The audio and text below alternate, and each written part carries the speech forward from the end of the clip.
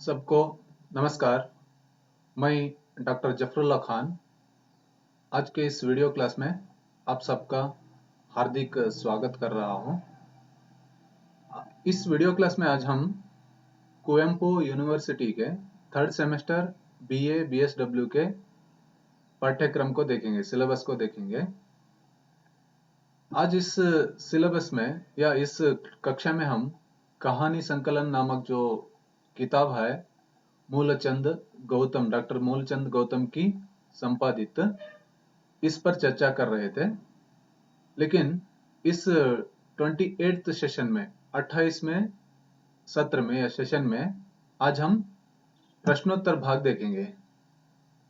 प्रश्नोत्तर भाग में यहाँ 10 अंक के और 5 अंक के प्रश्न पूछे जाते हैं। पांचवा बेटा जो कहानी हमने देखा, उस कहानी के आधार पर जो 5 अंक और 10 अंक के प्रश्न पूछे जाते हैं, उन पर एक संक्षिप्त चर्चा करेंगे। 5 अंक के प्रश्न।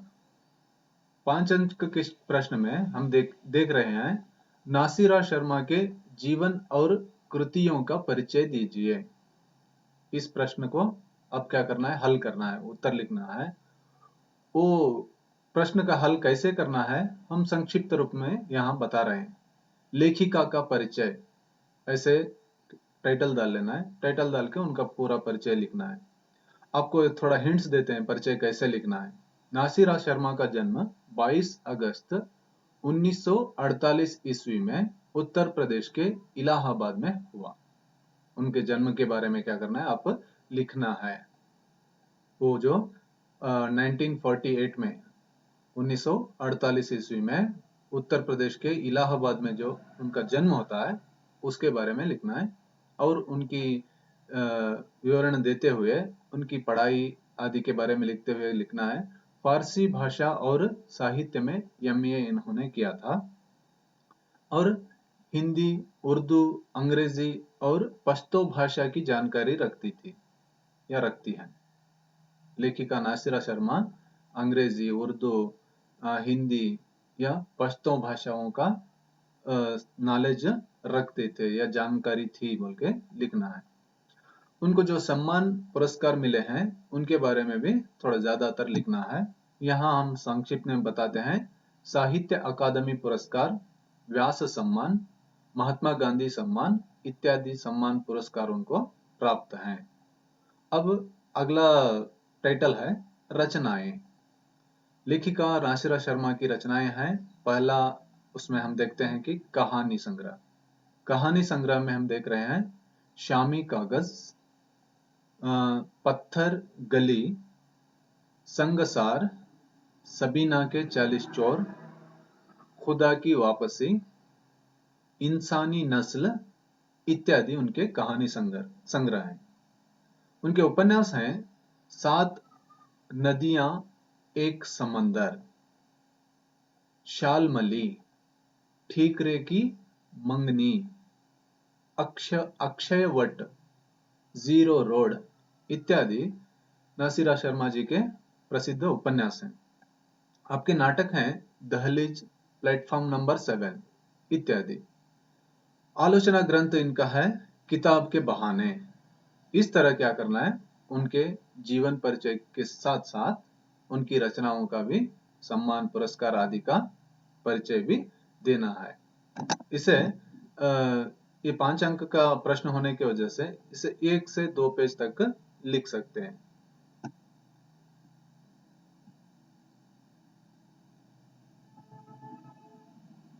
अब हम आगे देखते हैं कि प्रश्नोत्तर भाग में 5 अंक के अन्य प्रश्न। 5 अंक के प्रश्न और कैसे होते हैं। 5 अंक के प्रश्न इस तरह भी पूछे जाते हैं। चरित्र चित्रण कीजिए। चरित्र चित्रण लिखना पड़ता है। आपको कहानी में आने वाले चरित्र के नाम दिए जाते हैं, उनके बारे में आप डिटेल से लिखना पड़ता है। ऐसे इस कहानी में आने वाले कुछ चरित्र ये हैं कि पहला है अमतुल, दूसरा सुलाखी, तीसरा है रहमान, चारवां है रौनक, पांचवां बिनती आदि। इसके अलावा और भी कुछ गौण पात्र हैं, छोटे मोटे पात्र हैं, उनके बारे में भी पूछा जा सकता है। अब हम इस कक्षा के अगले भाग में देख रहे हैं कि इस वीडियो में कि दीर्घ प्रश्नोत्तर, यहाँ दीर्घ प्रश्नोत्तर कैसे होते हैं वो देखेंगे। 10 अंक के होते हैं ये प्रश्न।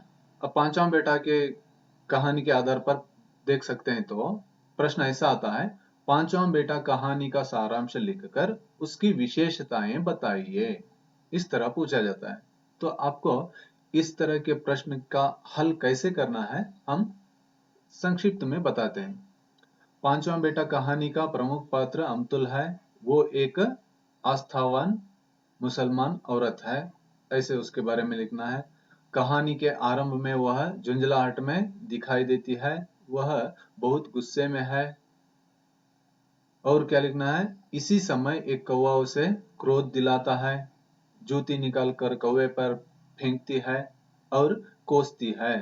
ये कहानी का आरंभ जो है उसके बारे में लिखना है। अमतुल हर साल मुहर्रम धूमधाम से मनाती है। इमाम बाड़े की देखरेख वही करती है। इमाम बाड़े की छत ठीक नहीं है, उसे ठीक करवाने की चिंता है। उसके 4 बेटे हैं मगर शहर में नौकरी करते हैं। उसे चिंता है कि इमाम बाड़े को ठीक कराना है, मुहर्रम आ रहा है, इसलिए इस समय वो सोच रही थी तो कौवा उसे तैश दिलाता है, गुस्सा आता है, मारती है। ठीक है। गांव में काम करने वाले रहमान का पता नहीं। अब छत ठीक करवाना है तो रहमान की जरूरत है। रहमान पता नहीं कहाँ चला गया। मुहर्रम इस बार गर्मियों में आया है। बादलों का क्या पता, अगर बारिश आकर ताजे भीग गए तो क्या हाल होगी, ये सोचकर कांप जाती है। मुहर्रम तो गर्मियों में आया है मगर तैयारी तो करना है। अगर तैयारी नहीं की तो क्या हो जाता है, बारिश कहीं हो जाए फिर ताजिए सब भीग जाए तो हालत क्या होगी, कैसे उस जुलूस को आगे बढ़ाया जाएगा, ये सोचकर वो क्या करते हैं, डर जाती है, कांप जाती है। फिर हम देखते हैं अंत में बूढ़ी अमतुल खुद इमाम बाड़े की मरम्मत के लिए तैयार होती है। वहां पहुंचकर चूहों की गंदगी, गिराई हुई मिट्टी, ढेले, चूहों की गंदगी, कूड़ा कचरा, कागज के टुकड़े आदि साफ करती है। वो खुद जाकर क्या करती है, वो इमाम बाड़े की साफ सफाई करने लगती है। वो बहुत दिनों से इमाम बाड़े की पक्की छत बनवाना चाहती थी। उसके बच्चे भी उसे वायदा करके भूल जाते थे। इस बार वो हिम्मत करके छत डलवाना चाहा तो रहमान बेलदार से अब ठेकेदार बन गया है। अब यह हो न सकेगा। बेचारे बहुत दिनों से वो उस इमाम बाड़े को मरम्मत कराना या छत, पक्की छत डलवाना चाहती थी। उनके बेटे भी उनको क्या करते थे, वायदा करते थे, हाँ माँ ठीक है बनवाएंगे बोल के बताते थे, मगर मुहर्रम के बाद में भूल जाते थे। लेकिन इस बार वो ठान ली थी कि इमाम बाड़े की छत पक्की डलवाना, मगर बेचारी जो सोची वो हो ना सका, क्योंकि रहमान बेलदार था, अब वो ठेकेदार बन गया। यानी कि जो कामकाज करने वाला था अब कॉन्ट्रैक्टर बन गया है, इसलिए ये हो न सकेगा। अमतुल की बहन शाहिदा की पोती रौनक कानपुर से मदद करने आई थी।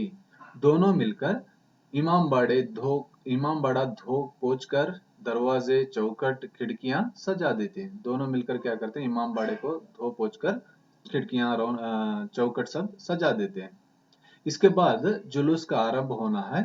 इसके लिए वो 2 किलो बालूशाही मंगवा ली जो प्रसाद के रूप में बांटना था। इसके अलावा जो कुछ तैयार करना था सब कर देती है। तभी उसे बारिश की याद आई कि कहीं बूंदे न टपके। इस तरह क्या करती है, वो सब तैयारियां करती है। जो जो लाना था, रखना था, जो प्रसाद के रूप में बांटने के लिए जो चीजें चाहिए थे वो सब तैयार कर लेती है। फिर उसके बाद में क्या होती है, उसे चिंता होने लगती है कि इतनी सब तैयारी हो गई मगर बारिश के लिए क्या करें, बारिश आ जाए तो कैसे उसे बचाएं, क्योंकि छत तो ऊपर चीती है, पानी गिरता है। इसलिए वो सोच रही कि कहीं बारिश हो जाए तो कैसे रक्षा करें, ये चिंता होती है उसे। ठीक है। ये इस तरह क्या करना है, इसे इस प्रश्न का हल 2 से 3 पृष्ठ तक देना है, लिखना है। अब 10 अंक के अन्य प्रश्न इसी तरह के और कौन से प्रश्न पूछे जा सकते हैं? पांचवा बेटा कहानी के अन्य 10 अंक के प्रश्न। इसमें पहला है, मुहर्रम के समय अमतुल क्यों परेशान है, विवरण दीजिए। इस तरह पूछे जा सकते हैं। और एक है, सुलाखी अमतुल को कैसे तसल्ली देता है और इमाम बाड़े की रक्षा किस तरह करता है, पूरा डिटेल लिखना है। फिर थर्ड क्वेश्चन है, तीसरा प्रश्न है, गांवों के अन्योन्यता के जीवन का चित्रण दीजिए। गांव में किस तरह अन्योन्यता से जीते हैं, एक दूसरे के साथ में कैसे मिलजुल कर रहते हैं, वो चाहे अंतर जाति के हो, स्वजाति के हो, सब कैसे एक साथ रहते हैं, मिलजुल कर रहते हैं, उसका क्या करना है, चित्रण आपको इस कहानी के आधार पर लिखना पड़ता है। इस तरह 10 अंक के अन्य प्रश्न पूछे जा सकते हैं। ठीक है, अब इसे इस प्रश्न का उत्तर ठीक से अच्छी तरह से लिखना है तो आप क्या कर सकते हैं, उस कहानी को पढ़ सकते हैं। वो कहानी कहाँ मिलती है, पढ़ सकते हैं। अगर कहानी को आप पढ़ना चाहते हैं तो यहाँ एक किताब है, संदर्भित ग्रंथ है, संदर्भ ग्रंथ रेफरेंस बुक है, कहानी संकलन, डॉक्टर मूलचंद गौतम द्वारा संपादित किताब है। इसमें वो कहानी मिलती है, उसे पढ़कर क्या कर सकते हैं, अच्छी तरह से लिख सकते हैं। ठीक है, नमस्कार।